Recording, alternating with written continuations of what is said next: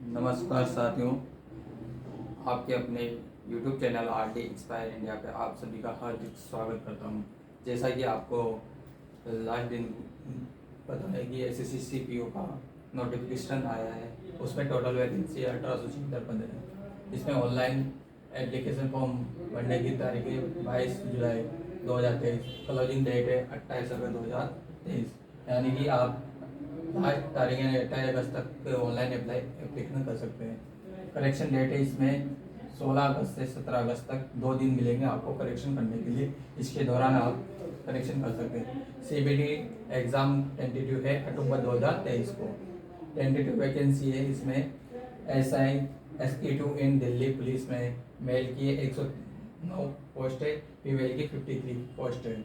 SI inspector GD इन CAPF, इसमें BSF की आएगी आपको 160 मेल के लिए, 06 पोस्ट है फीमेल के लिए BSF में, बॉर्डर सिक्योरिटी पोस्ट के लिए। CI सब जो इंडस्ट्री एरिया में जो भी CI जो ऐसे रहते हैं वो उसकी मेल की है 567 पद मेल के हैं और फीमेल के 63।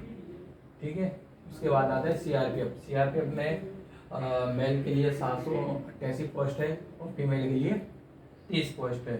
ITBP वो दल है जो चीन बॉर्डर पे सुविधाएं देता है। उसमें मेल की पोस्ट है 54, फीमेल की है 09। उसके बाद आता है SSB नेपाल बॉर्डर पे तैनात रहते हैं, उसमें मेल की आती है 85 पोस्ट है और फीमेल की 05। अब आगे देखते हैं अपन इसका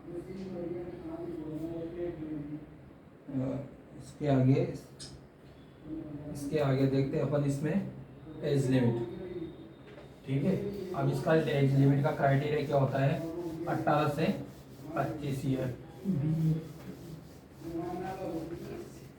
अब इसमें क्राइटेरिया है एज का। एज में इसमें है एज लिमिट है इसकी 20 to 25 ईयर। जनरल कैंडिडेट के लिए आपकी एज मिनिमम 20 वर्ष, अधिकतम 25 ईयर होना चाहिए। इसमें SC ST को रिलेशनशिप मिलेगा 5 ईयर का। ठीक है, OBC को 3 ईयर का इसमें रिजर्वेशन मिलता है। और बाकी जो भी विधवा, divorce woman, judicial separative of their husband and who are not remarried, इन्हों को 35 ईयर तक अप्लाई कर सकते हैं। ठीक है, तो ये अकॉर्डिंग टू जो रिजर्व मिलेगा उसके हिसाब से नोटिफिकेशन कंप्लीट दिया हुआ है। उसके बाद करते हैं अपन बात इसमें हाउ टू अप्लाई में क्या करेंगे अपन? SSC साइट को ओपन करेंगे, वहाँ पर अगर न्यू कैंडिडेट है तो उसमें रजिस्ट्रेशन करेंगे। रजिस्ट्रेशन करने के बाद आप फॉर्म को अप्लाई कर सकते हैं। अगर ओल्ड कैंडिडेट है तो आपको कुछ भी नहीं है, रजिस्ट्रेशन को नंबर और पासवर्ड डालना रहेगा और आपका वहाँ अप्लाई कर सकते हो आप। SSC की जो साइट है apps.ssc.nic.in, इस वेबसाइट पे जाके आपको रजिस्ट्रेशन करना है और एक फॉर्म को अप्लाई करना है। ठीक है, इसमें जनरल एंड OBC वालों के लिए लगेंगे 100 रुपये फीस रहती है SSC में। और SC ST PH कैंडिडेट इनों पर इसमें कोई चार्जेस नहीं लगता। सबसे बड़ी इंपॉर्टेंट बात है कि जनरल OBC अगर 100 रुपये इसमें पे होगा तो उसमें आपको डबल वेरीफाई पेमेंट पे क्लिक करना रहेगा, तभी आपको पेमेंट सक्सेसफुल बताएगा। अगर आप डबल वेरीफाई पेमेंट पे क्लिक नहीं करते हो तो आपका पेमेंट अनकम्प्लीटेड बताएगा। इसमें आप अलग अलग माध्यम से पेमेंट कर सकते हो, जैसे भीम UPI, नेट बैंकिंग और by using visa, master card, maestro या रुपए, क्रेडिट या डेबिट कार्ड, किसी भी माध्यम से आप ऑनलाइन पेमेंट कर सकते हैं। ठीक है, उसके बाद आता है इसका एग्जामिनेशन सिलेबस। एग्जामिनेशन सिलेबस की बात करते हैं तो इसमें phase phase phase first phase phase first exam में क्या होगा कि आपको एक तो general general intelligence and reasoning के आपको 50 क्वेश्चन मैक्सिमम मार्क्स है इसके 50 नंबर। इसके बाद आता है जीके एंड जनरल अवेयरनेस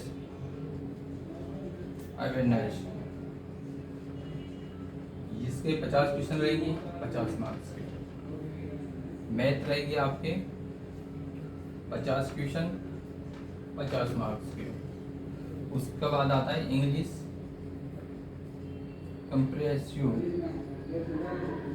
कंप्रेंसिशन, इसके 50 क्वेश्चन रहेंगे 50 मार्क्स के, ठीक है। उसके बाद आपके जो टाइम ड्यूरेशन मिलेगा आपको ड्यूरेशन आपको 2 घंटे मिलेंगे, यानी कि 2 आवर्स, यानी कि 120 मिनट। ये तो हो गया फेज 1 का सिलेबस। उसके बाद जो आपका फेज 2 होगा उसमें सिलेबस रहेगा आपका पेपर सेकंड का सिलेबस है। इसमें इंग्लिश लैंग्वेज कंप्रेहेंशन, इसमें नंबर ऑफ क्वेश्चन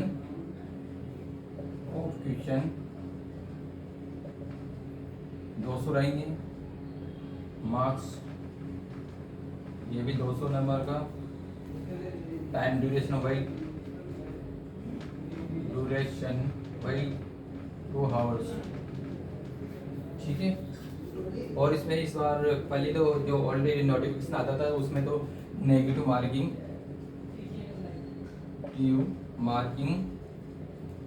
1/4 रहती थी, लेकिन अभी इसमें एसएससी ने करेक्शन करके 1/3 कर दिया। अगर आपका एक क्वेश्चन राइट रहता है तो आपको 1 अंक मिल जाएगा।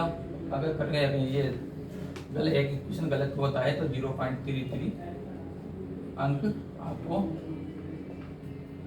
नेगेटिव हो जाएगा, ठीक है। इस बार एसएससी ने ये अपडेट किया है, बहुत इंपॉर्टेंट बात है।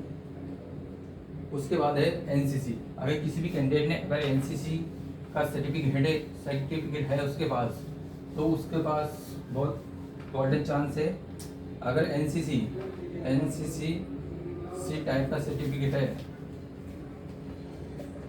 एनसीसी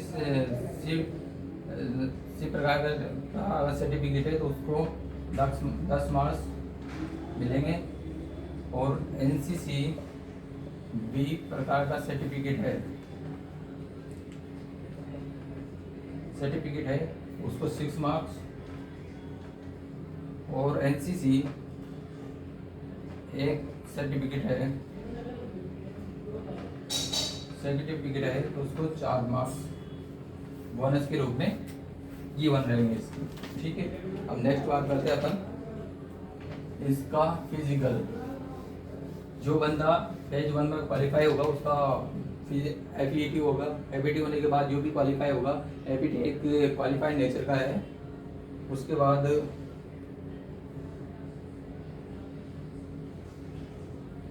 बाद इसको फेज 2 के लिए अप्लाई होगा। अब इसमें जो एनसीसी का जो सर्टिफिकेट है वो फेज 1 और फेज 2 के एग्जाम में इसके मार्क्स इंक्लूड होते हैं। अब आता है इसका physical standard test. Physical standard test में PST फिजिकल स्टैंडर्ड टेस्ट में इसमें अलग अलग क्राइटेरिया है। मेल के लिए हाइट HIGST हाइट और चेस्ट मिनिमम 170 आपकी हाइट होना चाहिए, चेस्ट अनएक्सपेक्टेड 80 और एक्सपेक्टेड 85। उसके बाद candidate belong to hills area of Garhwal, कुनाल, हिमाचल प्रदेश, गोरखा, डोगरा, मराठी, कश्मीरी वैली, तेलुगु वगैरह के अगर कैंडिडेट है तो उसकी हाइट 100 सेंटीमीटर होना चाहिए। अनएक्सपेक्टेड सीना 80 और एक्सपेक्टेड सीना 85। ठीक है।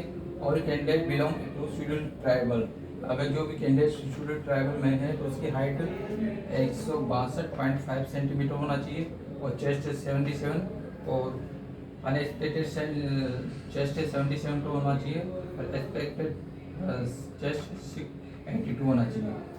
ठीक है। अब female candidate expected dose listed serial number 5 and 6 में तीनों की फीमेल वालों की हाइट 157 होना चाहिए और बाकी इसका अनएक्सपेक्टेड होता है चेस्ट, इसमें कोई फिक्स नहीं है। उसके बाद आता है female candidate belong to hills area of Garhwal, Kumaon, Himachal Pradesh, Gorkha, Dogri, Marathi, Kashmiri valley and Ladakh region, north eastern state and वगैरह की अगर कैंडिडेट है फीमेल में तो इन्हें की हाइट 155 रखी गई है और इसका जो चेस्ट है इसमें कोई क्राइटेरिया फिक्स नहीं है। उसके बाद आता है इसकी वेट।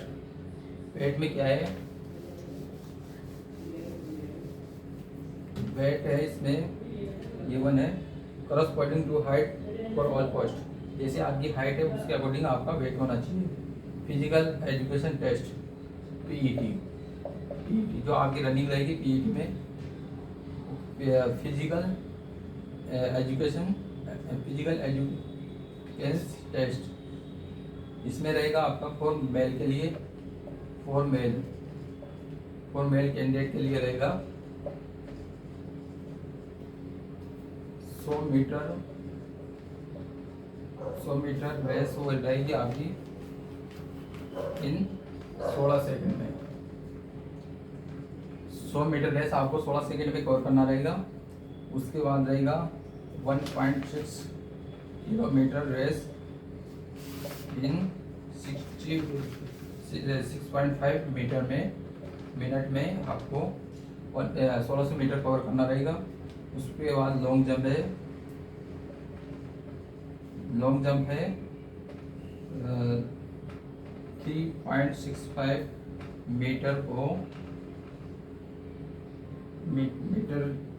मीटर इन 3 चांस। आपको 3.6 मीटर लॉन्ग जंप के लिए आपको 3 चांसेस दिए जाएंगे, इसमें आपको लॉन्ग जंप करना रहेगा। उसका हाई जंप के लिए 1.2 मीटर इन, इसमें भी 3 चांस दिए जाएंगे आपको। हाई जंप के लिए 1.2 मीटर को आपको कवर करना है तो उसमें भी 3 चांसेस दिए रहेंगे मेल कैंडिडेट को। शॉर्ट पुट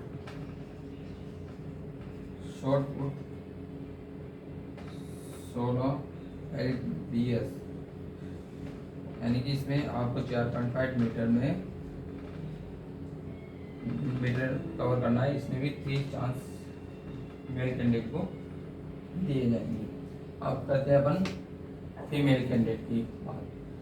अब फीमेल कैंडिडेट का क्या क्राइटेरिया रहेगा, वही 100 मीटर रेस कितने सेकंड में, इसमें 2 सेकंड का बेनिफिट रहेगा, यानी कि आपको 100 मीटर रेस फीमेल कैंडिडेट के लिए 18 सेकंड में कवर करना रहेगा। उसके बाद 800 मीटर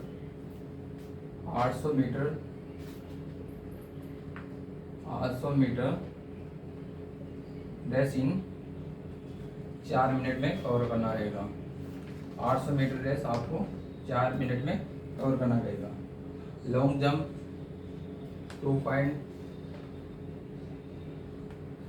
2.7 मीटर, आपको फीमेल में भी 3 चांसेस दिए जाएंगे। हाई जंप में 0.9 मीटर इन 0.9 मीटर तो हाई जंप के लिए आपको 3 चांसेस दिए जाएंगे। 0.9 मीटर ये है फीमेल के लिए। फीमेल के लिए बहुत ही छोटा बेनिफिट है मेल कैंडिडेट से कंपेरिजन। अब दोबारा रिपीट करते हैं। फॉर फीमेल कैंडिडेट के लिए 100 मीटर रेस आपको 18 सेकंड में कवर करना है, और 1800 मीटर की जो रेस है इसको आपको 4 मिनट में कवर करना है। लॉन्ग जंप 2.7 मीटर को 3 चांसेस में कंप्लीट करना है, यानी कि अगर आप फर्स्ट चांसेस में भी फेल हो जाते हैं, दूसरे में फेल हो जाते, अगर तीसरे अटेम्प्ट में आपने इसका लॉन्ग जंप हाई जंप दोनों कवर कर लिया तो आप पास माने जाओगे। ठीक है। एग्जाम पैटर्न, एग्जाम पैटर्न में ये है, एग्जाम पैटर्न के पहले अपन बात कर लेते हैं इसमें क्वालिफिकेशन इसमें ग्रेजुएशन होना चाहिए।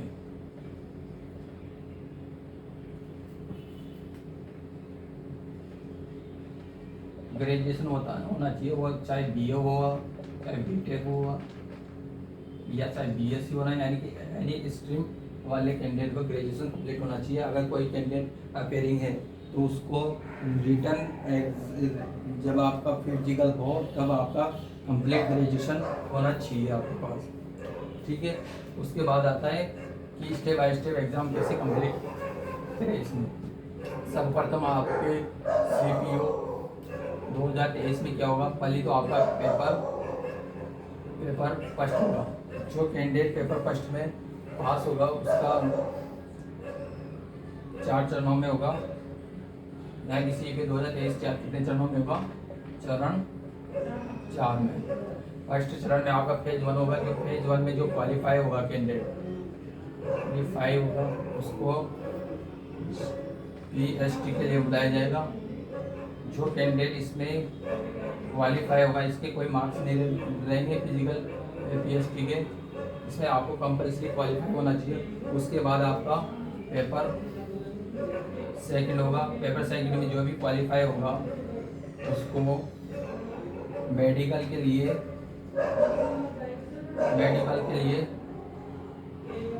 बुलाया जाएगा। जो इसमें क्वालिफाई हो जाएगा मेडिकल में, तो उसका फेज 1 और फेज 2 की टोटल मार्क्स लेके उसका परसेंटेज निकाला जाएगा। उसके बाद उसकी मेरिट लिस्ट लगेगी, तो उसके माध्यम से आपका फाइनल सिलेक्शन माना जाएगा। आई होप, आशा करते हैं कि आपको SSC CPO 2023 का कंप्लीट नोटिफिकेशन समझ में आया होगा। आपको एक एक चीज़ एक्सप्लेन अच्छी तरह से की है। तो आप सभी को ढेर सारी शुभकामनाएं SSC CPO 2023 के लिए। आज से आप बेधड़क तैयारी में लग जाइए। RD इंस्पायर इंडिया चैनल की तरफ से आपको बहुत बहुत शुभकामनाएं। जय हिंद।